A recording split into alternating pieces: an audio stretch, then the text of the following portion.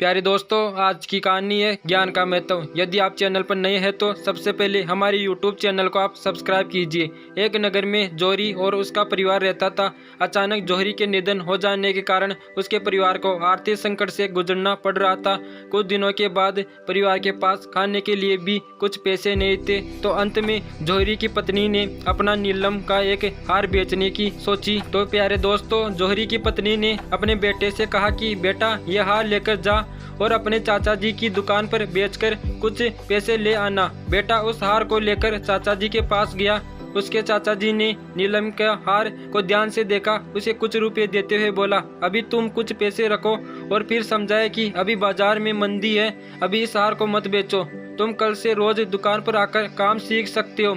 अगले दिन से वह लड़का रोज दुकान पर जाने लगा और वह हीरे रत्नों की परख का काम सीखने लगा।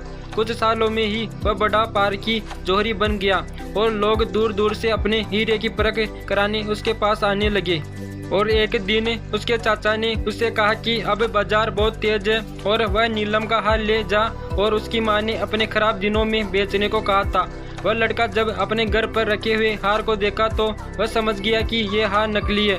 जौहरी के लड़के ने वह हार घर पर ही छोड़ दिया। वापस दुकान पर आने के बाद जब चाचा ने पूछा हार नहीं लाया, तो उसने कहा कि वह नकली हार था। तब चाचा ने कहा, जब तुम पहली बार हार लेकर आए थे तब मैं उसे नकली बता देता तो तुम सोचते कि कोई तुम्हारे बुरे वक्त में काम नहीं आ रहा है, और तो चाचा हमारी चीज को भी नकली बताने लगे। लेकिन अब ऐसा नहीं है, और अब तुम्हें रत्नों की परख हो गई है। आज जब तुम्हें खुद का ज्ञान हो गया तो पता चल गया कि वह हार सचमुच नकली है। जौहरी के लड़के को आज बहुत बड़ी सीख मिल गई है।